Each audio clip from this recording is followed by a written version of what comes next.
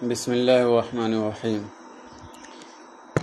آج کے سبق میں انشاءاللہ ہم مستفتی کے آداب اور اس کی صفت اور اس کے احکام کے تعلق سے پڑھیں گے۔ مفتی کے احکام کیا ہیں اور فتویٰ کی اہمیت کیا ہے،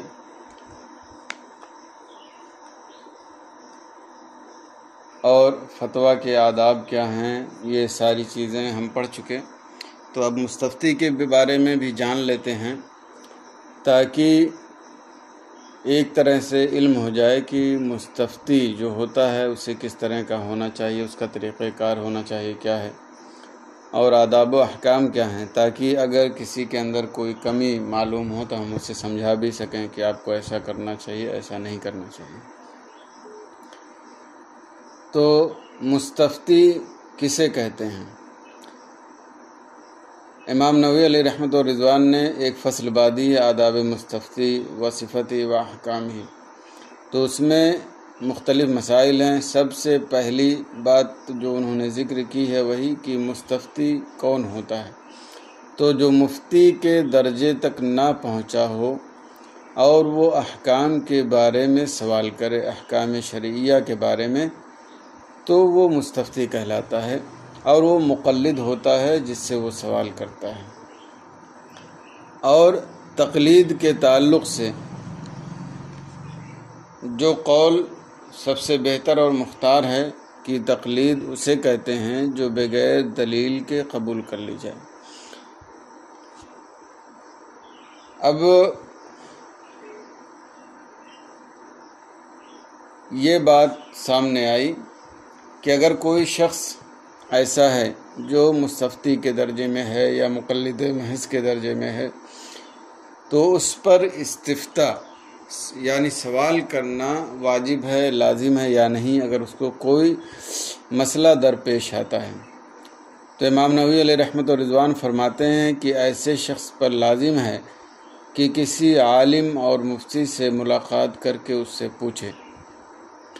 اور اگر اس کے ایریے میں، اس کے علاقے میں نہیں ہے تو جہاں بھی ملیں وہاں اگر وہ پہنچ سکتا ہے تو پہنچ کر اس سے سوال کرے اور اپنے مسئلے کا حل تلاش کرے، اور اس میں بالکل کوتاہی نہ کرے۔ اور علماء سلف یا بہت سارے سوال کرنے والے جو اس سے پہلے گزرے ہیں، وہ رات و دن سفر کر کے جا کے ایک مسئلہ پوچھتے اور اس کا حل تلاش کرتے۔ تو ان کے نقش قدم پر چل کر کے کسی بھی شخص کو جس کو ضرورت ہو، کوئی مسئلہ درپیش ہے،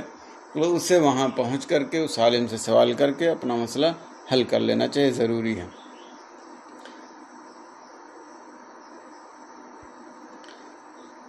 دوسرا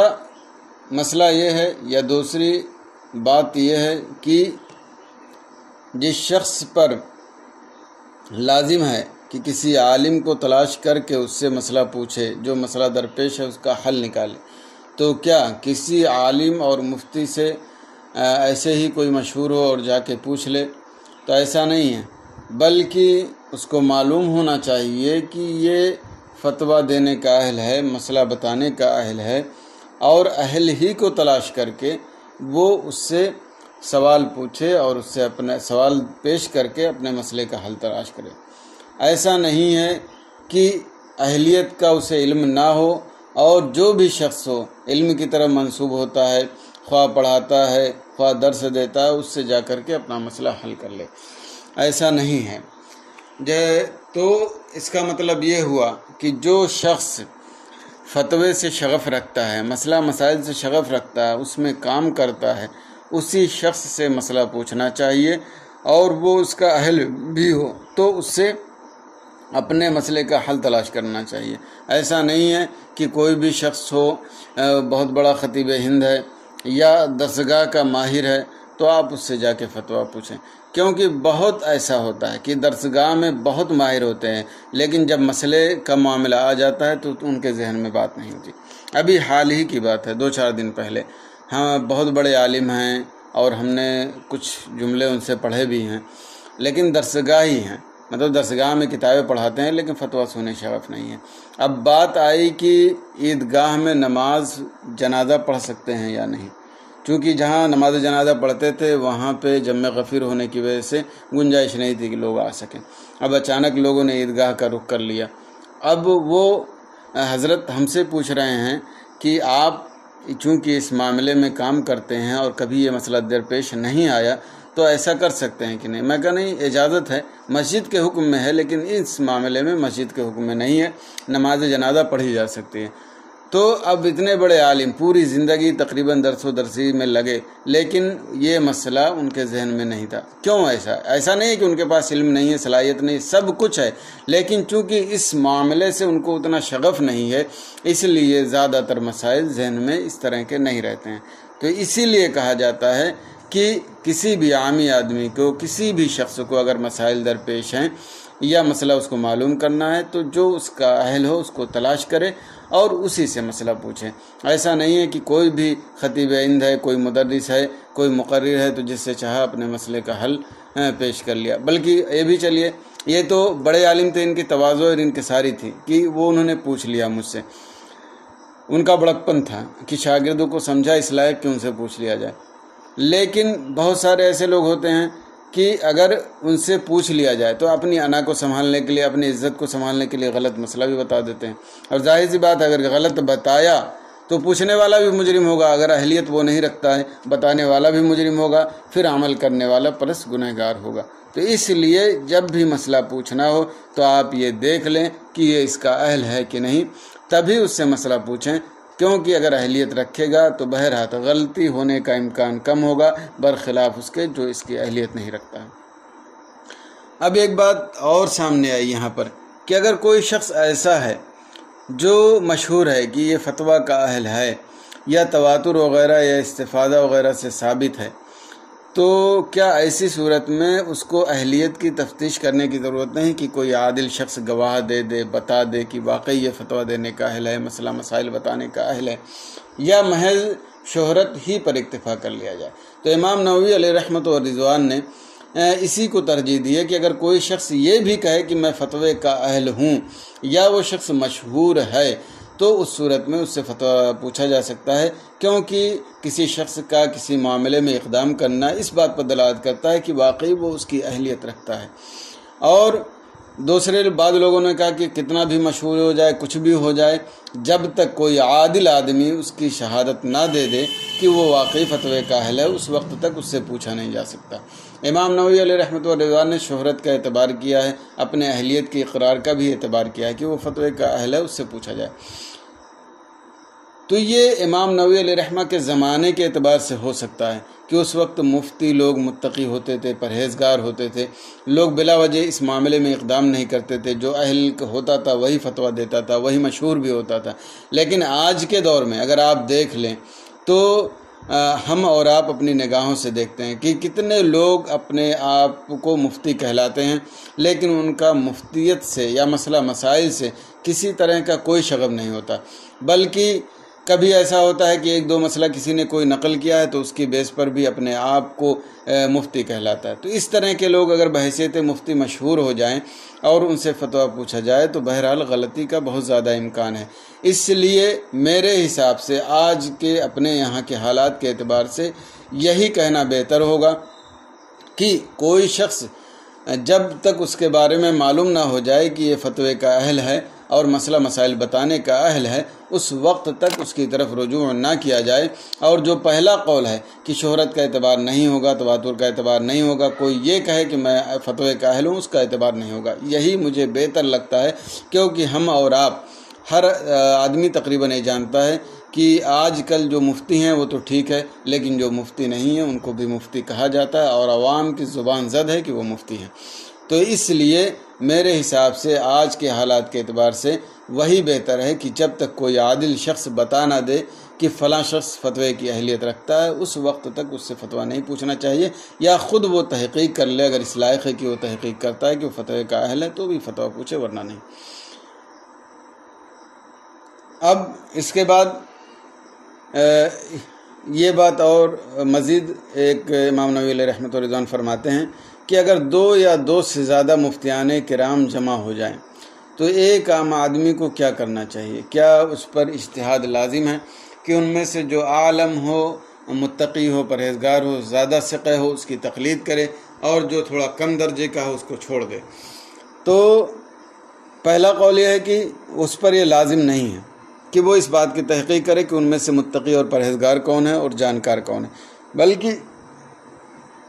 جب دونوں فتویٰ کے اہل ہیں تو دونوں میں سے جس سے چاہے وہ فتویٰ پوچھ سکتا ہے اور پوچھ کے وہ عمل کر سکتا ہے، اور یہی اکثر علماء کرام کا قول ہے۔ امام نووی علیہ رحمۃ الرضوان اس کی صراحت فرماتے ہیں۔ اور اس لیے بھی کہ جو عام آدمی ہوتا ہے وہ اجتہاد کی صلاحیت نہیں رکھتا ہے، اس لیے بھی وہ جب دونوں فتویٰ دینے کے لائق ہیں تو دونوں میں سے جس سے چاہے پوچھ لے۔ اور دوسرا قول یہ ہے کہ اس طرح کا اجتہاد کہ کون زیادہ جانکار ہے، کون زیادہ متقی ہے، یہ بہت اس درجے کا اجتہاد نہیں جو فقہی اجتہاد ہوتا ہے کہ عام آدمی بھی اتنا کر سکتا ہے۔ تو اس اعتبار سے دوسرے قول کے علماء نے یا اس کے قائلین نے یہ کہا کہ اس پر لازم ہے کہ تفتیش کرے کہ کون زیادہ متقی اور پرہیزگار ہے، کون زیادہ جانکار ہے، پھر اسی کے اعتبار سے وہ عمل کرے۔ تو یہ اس صورت میں ہے کہ اس کو تفتیش کرنا ضروری ہے کہ نہیں، تو میرے خیال سے پہلا ہی قول زیادہ بہتر ہے کہ اگر عام شخص ہے تو اس کے لیے بھی پتہ لگانا کہ متقی اور پرہیزگار کون ہے، زیادہ جانکار کون ہے، یہ بہت مشکل ہے۔ بس شہرت کی بنیاد پر وہ فیصلہ کر دے تو الگ بات ہے، لیکن حقیقت تک رسائی یہ بہت مشکل ہے۔ اسی لیے بہتر ہے کہ جس کے بارے میں معلوم ہو جائے کہ اہلیت ہے اس کے اندر فتویٰ کی، تو دونوں میں سے جس سے چاہے پوچھ لیں۔ لیکن اب یہ بات ہوئی آگے کہ اگر وہ اس کو کسی طرح سے یقین حاصل ہو جاتا ہے کہ فلاں شخص متقی اور پرہیزگار ہے، فلاں شخص زیادہ جانکار ہے، تو جانکاری میں اگر اختلاف ہے کہ دونوں جانکار میں کم زیادہ ہے تو جو زیادہ جانکار ہے اس سے پوچھے، اور اگر متقی اور پرہیزگار اور جانکاری میں اختلاف ہو گیا کہ ایک زیادہ جانکار ہے لیکن تقویٰ اور پرہیزگاری کے اعلیٰ پیمانے پر نہیں ہے، دوسرا کم جانکار ہے لیکن تقویٰ اور پرہیزگاری میں تھوڑا کم ہے، تو اس صورت میں بھی عالم کی ہی اتباع کرے گا۔ یعنی اگر کسی طرح سے اس کو فتویٰ کی اہلیت کا علم ہو گیا اور اس کے بارے میں معلوم ہو گیا کہ یہ زیادہ جانکار ہے، تو ایسی صورت میں اسی زیادہ جانکار کی وہ اتباع کرے گا، جو کم جانکار ہے اس کی اتباع وہ نہیں کرے گا۔ اب تیسرے مسئلے میں گفتگو کر رہے ہیں امام نووی علیہ رحمۃ اللہ کہ کیا عامی کے لیے اس بات کی اجازت ہے یا عام آدمی کے لیے کہ کسی بھی مذہب کو وہ چاہے اختیار کر سکتا ہے اور اس کی تقلید کر سکتا ہے؟ تو یہاں پر انہوں نے دو قول ذکر کیا ہے۔ ایک ہے کہ کسی مذہب کا اس کو لازم پکڑنا ضروری نہیں ہے، بلکہ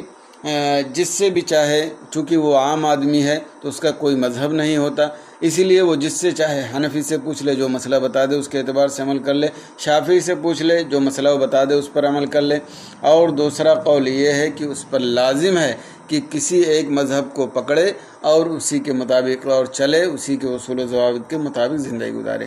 اور یہی بہتر اور صحیح ہے۔ اس لیے کہ اگر اسے اجازت دے دی جائے کہ کسی بھی مذہب کے اعتبار سے وہ کسی بھی عالم سے پوچھ کر کے جو اہلیت فتویٰ رکھتا ہے اس پر عمل کر سکتا ہے، خواہ شافعی ہو، خواہ حنفی ہو، اور خواہ مالکی ہو یا حنبلی ہو، تو اس صورت میں زیادہ امکان یہی ہے کہ عام طور سے لوگ اتباع خواہش اور اتباع ہوا کے شکار ہو جائیں گے کہ جس مذہب میں انہیں آسان لگے گا اپنا مسئلہ، اس مذہب کے اعتبار سے وہ عمل کر لیں گے، جس اعتبار سے سخت لگے گا اسے چھوڑ دیں گے۔ تو یہ اس بات کی طرف لے جائے گا کہ ایک انسان اپنے تکلیف کا جو پٹا اس کے گردن میں ہے وہ تقریباً نکال دے کہ ہر جگہ اپنی خواہش کے اعتبار سے زندگی گزارے، اور جو آسان مسئلہ ہے جس مذہب میں اس کے اعتبار سے عمل کرے۔ اس لیے عام طور سے فقہاء کرام نے اسی بات کی تائید کی ہے اور دوسرے قول کو ہی راجح قرار دیا ہے کہ وہ کسی ایک مذہب کو لازم پکڑ لے اور اسی کے اعتبار سے زندگی گزارے، خواہ حنفی ہو، خواہ شافعی ہو، خواہ حنبلی ہو، خواہ مالکی ہو۔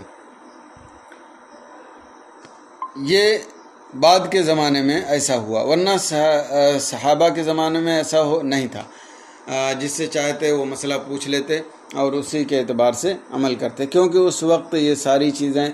مہذب اور مزین نہیں تھیں، اور اسی چار مذاہب پر ائمہ اربعہ کے مذاہب پر لوگوں کا اتفاق نہیں ہوا تھا، اس لیے ایسا معاملہ ہوا تھا۔ لیکن اب حالات ایسے ہیں، کوئی چاہے کہ ہم کسی صحابی کے قول پر عمل کر لیں اور ائمہ کی ضرورت نہیں ہے تو اس کی گنجائش نہیں ہے، بلکہ اس پر لازم ہے کہ نہ تو کسی صحابہ کی خاص اتباع کرے اور نہ ہی بعد کے علماء کی اتباع کرے، بلکہ یہ ائمہ اربعہ کے جو مذاہب ہیں کہ ان کے دلائل مزین ہو چکے، ان کے فروعات مزین ہو چکے، سب محفوظ ہو چکے اور سب کے سب قرآن و حدیث اور صحابہ کرام کے اقوال سے مستخرج ہیں، تو اب انہی چاروں مذاہب میں سے کسی ایک مذہب کو لازم پکڑے اور اسی کے مطابق زندگی گزارے۔ یہاں پر چونکہ امام نبوی علیہ رحمۃ و رضوان شافعی ہیں تو انہوں نے شافعی مذہب کو ہی ترجیح دیا اور یہ کہا کہ سب سے بہتر مذہب شافعی ہے، اس لیے اس کے مطابق چلنا چاہیے۔ لیکن اگر صحیح معنوں میں غور سے دیکھا جائے تو حنفی مذہب سب سے اولیٰ اور بہتر ہے۔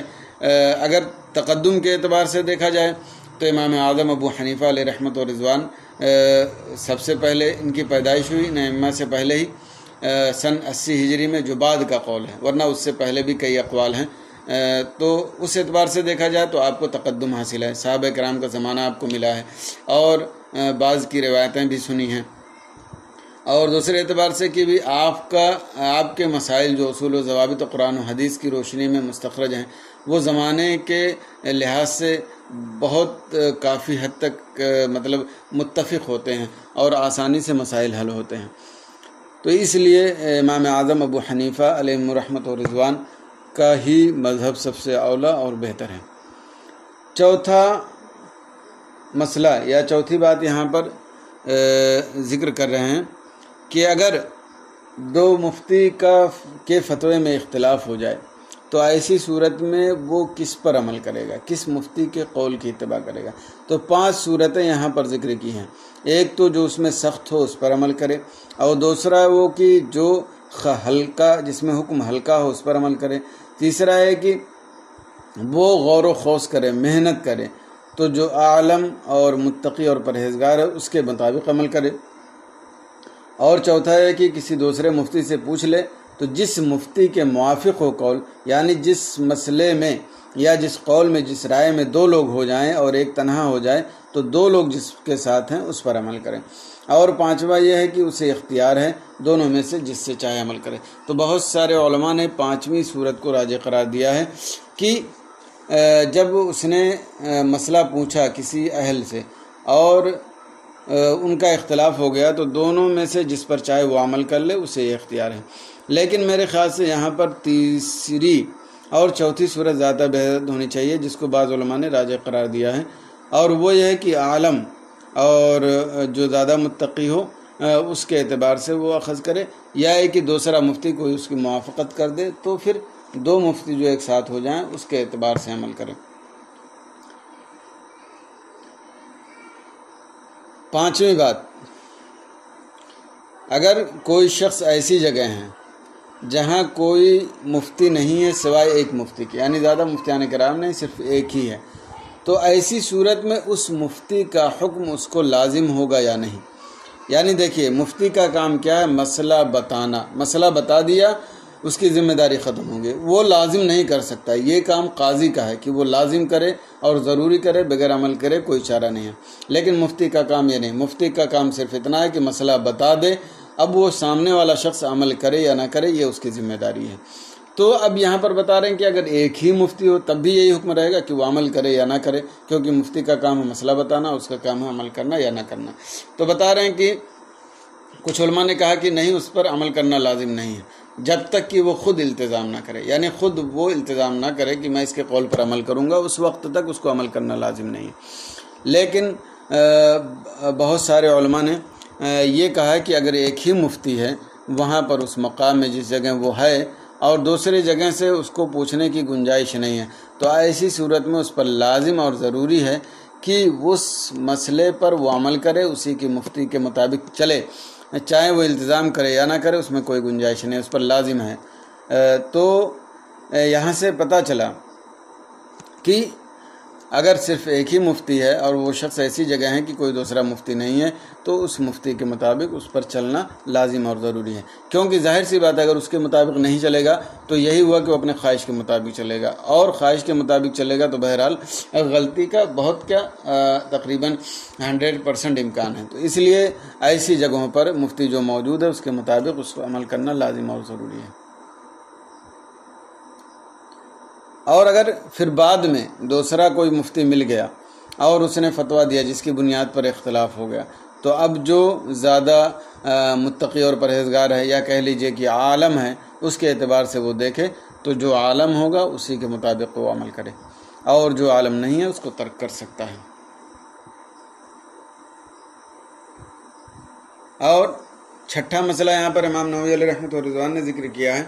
کہ اگر کسی عام آدمی کو کوئی مسئلہ درپیش ہو گیا،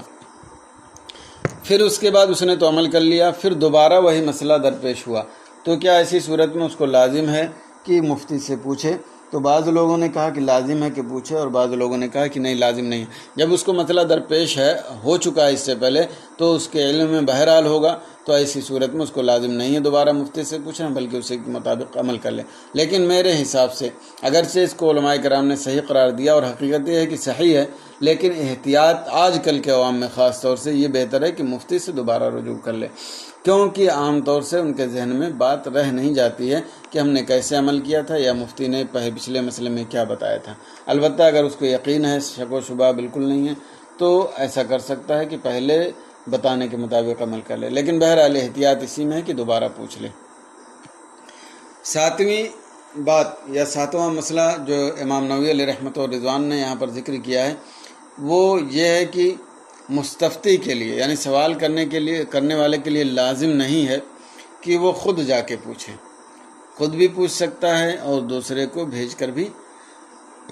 پوچھوا سکتا ہے، جیسے کہ حضرت علی رضی اللہ عنہ نے اپنے مسئلے میں حضور نبی کریم صلی اللہ علیہ وسلم کے پاس بھیج کر کے دوسرے کو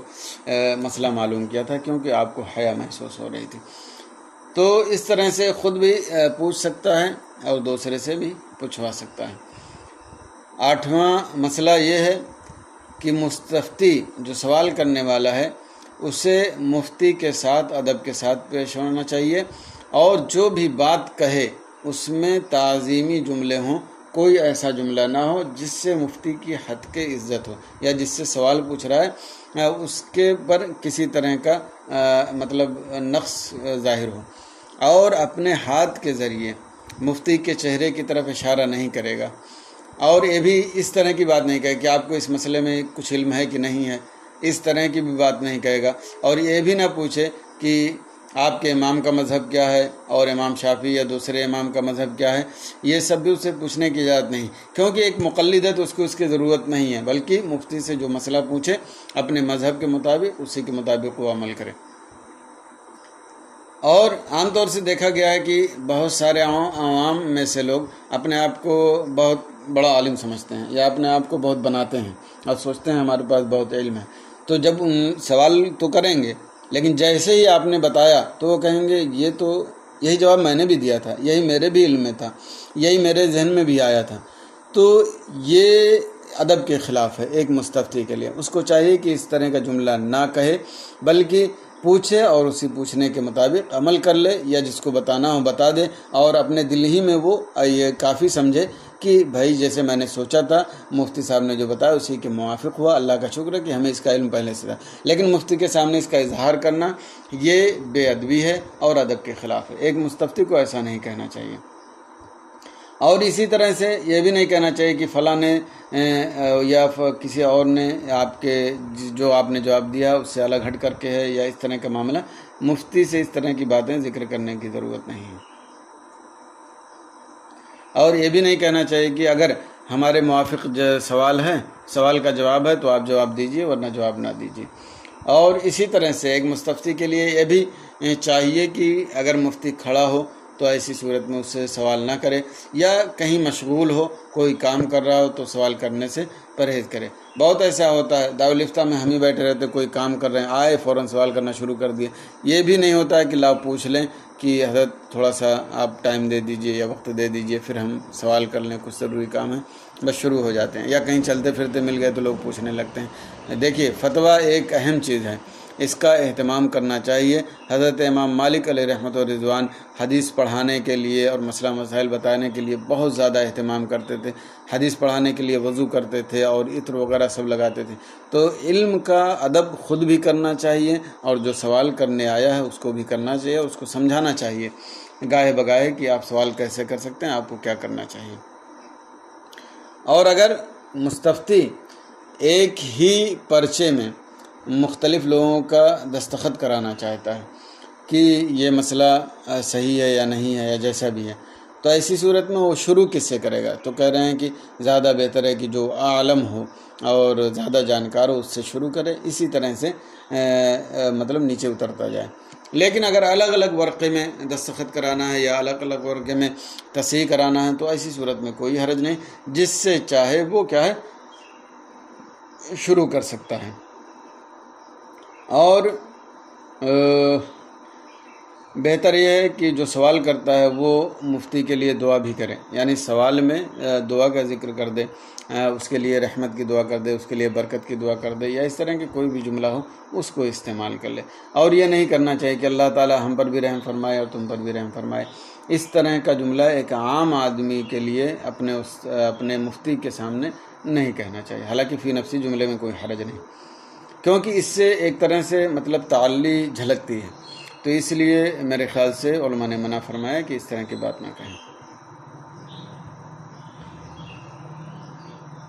اور یہاں تک کہ مستفتی کو اپنے مفتی کا لحاظ کرنا چاہیے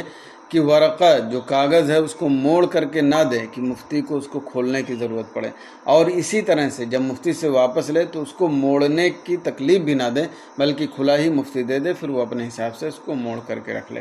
تو آپ دیکھیں کہ مستفتی کے آداب کتنے ہیں اور مفتی کا احترام اور اہتمام کتنا ہے۔ تو اس کی وجہ یہی ہے کہ ایک مفتی جو ہوتا ہے وہ واسطہ ہوتا ہے اللہ تبارک و تعالیٰ اور عوام کے درمیان، تو اور وہ اللہ تعالیٰ کے حکم کو بیان کرتا ہے، تو بہرحال اس کی عظمت کا ہم اور آپ کا اندازہ نہیں لگا سکتے۔ اسی وجہ سے علماء کرام نے فرمایا کہ ایک مفتی کے سامنے مستفتی کو اس طرح کا اہتمام کرنا چاہیے اور اس کی عزت کرنی چاہیے، اور ظاہر سی بات ہے جب عزت کرے گا تو تھوڑا وقار بھی مفتی کا رہے گا، اور جب وقار رہے گا سمجھنے سمجھانے اور بتانے میں سارا معاملہ بہتر ہوگا۔ اسی لیے اگر کوئی سوال کرنے آتا ہے تو آپ کسی اینگل سے ایسے جملے استعمال نہ کریں یا اپنے بیٹھنے اٹھنے کا ایسا انداز نہ اختیار کریں جس کی بنیاد پر پوچھنے والا آپ کا ہلکا سمجھے، یا مطلب کوئی خاص آدمی نہیں ہے یا بالکل عام لوگوں کی طرح سمجھنے لگے، کیونکہ اس کی بنیاد پر آپ کو مسئلہ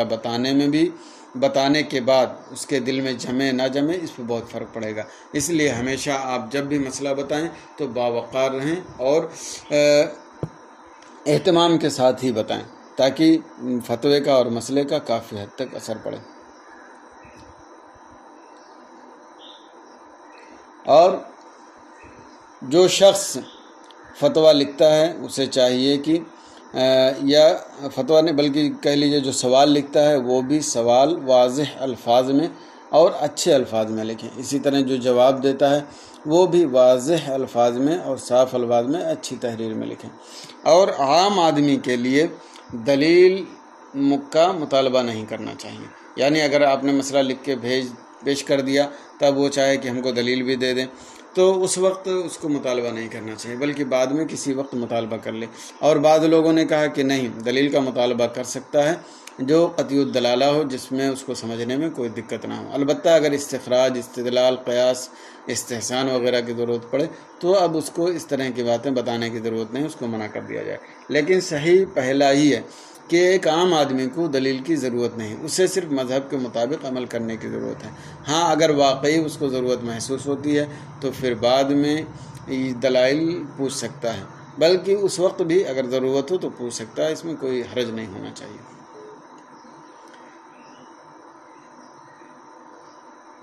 اور آخری اور 10واں مسئلہ، امام نووی علیہ رحمۃ الرضوان نے اس میں یہ ذکر کیا ہے، اگر کوئی شخص کسی ایسی جگہ پر ہو جہاں اس کو کوئی مفتی نہیں ملتا جو اہلیت رکھتا ہو اور اس سے مسئلہ پوچھا جائے، تو ایسی صورت میں اس کا حکم کیا ہے؟ تو علماء کرام نے یہ فرمایا کہ ایسی صورت میں اگر واقعی یہ صورت کہیں پائی جاتی ہے تو ایسی صورت میں وہ شخص فطرت الشریعہ الاسلامیہ کے زمانے کا سمجھا جائے گا، یعنی وہ زمانہ جس میں کوئی نبی نہیں آیا، تو اس وقت وہ اپنے اعتبار سے جیسے چاہے گا عمل کرے گا اور اس پر کوئی حکم شرعی نہیں لگے گا، خواہ غلط ہو یا صحیح ہو۔ البتہ کفر تک نہیں پہنچنا چاہیے، کیونکہ ہمارے امام اعظم ابو حنیفہ علیہ رحمۃ الرضوان کے نزدیک ایک انسان کو رب تعالیٰ کو پہچاننا اور اس کے مطابق ایمان لانا ضروری ہے، اور ایمان کے منافی کوئی کام کرنا ضروری نہیں ہے، اور یہ اس کے عقل کی ذمہ داری ہے اور اس کے ذہن کی ذمہ داری ہے۔ ہاں، مسائل شرعیہ میں اگر وہ کوشش کر کے کسی طرح سے عمل کرتا ہے تو ایسی صورت میں اس پر کوئی حکم نہیں ہوگا۔ لیکن آج کے دور میں کیا کوئی ایسی جگہ باقی ہے یا ایسی جگہ پائی جاتی ہے؟ تو ہمارے اور آپ کے حساب سے تو ایسی جگہ کہیں نہیں ہے۔ اگر مان لے کوئی ایسی جگہ بھی ہے جہاں مفتی نہیں ہے تو آدمی فون سے رابطہ کر کے اپنے سارے معاملات اور مسائل حل کر لیتا ہے۔ ایک صورت ہو سکتی ہے کہ اگر غیر مسلم کہیں مسلمان کو جیل میں بند کر دیں اور اس کو کوئی ایسا مسئلہ پیش آیا جو اس کے علم میں نہیں ہے اور کسی طرح سے کوئی گنجائش نہیں ہے کہ وہ پوچھ سکے، تو ایسی صورت میں وہ خود اجتہاد کر کے عمل کرے۔ مثال کے طور پر رمضان ہی کا معاملہ، اسے پتہ ہی نہیں چل رہا کہ رمضان آیا کہ نہیں آیا، تو اجتہاد کر کے وہ خود عمل کرے، اس کی بحث انشاءاللہ الاشباح والنظائر میں آئے گی۔ تو یہ چیزیں جو ہم نے بتائی ہیں یہ مستفتی کے تعلق سے ہیں، تو آپ خود اس کے آداب اور صفت اور احکام وغیرہ ہیں، تو آپ خود انہیں ذہن میں رکھیں، اور وقتاً فوقتاً لوگ آتے ہیں تو جو مستفتی خلاف کرے اپنے ادب وغیرہ کے تو ان کو سنجیدگی سے سمجھائیں، بتائیں، تاکہ وہ ادب کا لحاظ کریں اور مفتی کے کو عزت کی نگاہ سے دیکھیں، اور جو ان کے آداب ہیں پوچھنے کے اس کو بجا لائیں۔ انشاءاللہ اس سے بہتری آئے گی اور ماحول اچھا اور بہتر ہوگا۔ لوگ پیر صاحب کو اور دوسرے لوگوں کو ایسی عزت دیتے ہیں کہ اس کی کوئی انتہا نہیں ہوتی۔ ہم یہ نہیں کہتے ہیں کہ پیر صاحب کو عزت نہیں دینا چاہیے، یقیناً دینا چاہیے، لیکن اگر وہ پیر صاحب عالم نہیں ہیں اور کوئی اس کے بالمقابل عالم ہے، مفتی ہے، فقیہ ہے، پوری زندگی دین متین کی خدمت کر رہا ہے، تو بہرحال اس کی بھی عزت کا احترام اور اس کا پاس و لحاظ بہت ضروری ہے، اور جتنا بھی ہو سکے اس کی عزت کی جانی چاہیے۔ ہمیں اس بات کی بھی ترغیب دلانی چاہیے کہ علماء کی عزت کریں، علماء کو عزت کی نگاہ سے دیکھیں۔ اللہ تبارک و تعالی ہم سب کو شریعت اسلامیہ کے مطابق زندگی گزارنے کی توفیق عطا فرمائے، اور اس کے نیک بندوں کے عزت اور پاس و لحاظ رکھنے کی توفیق عطا فرمائے۔ آمین ثم آمین۔ السلام علیکم ورحمۃ اللہ وبرکاتہ۔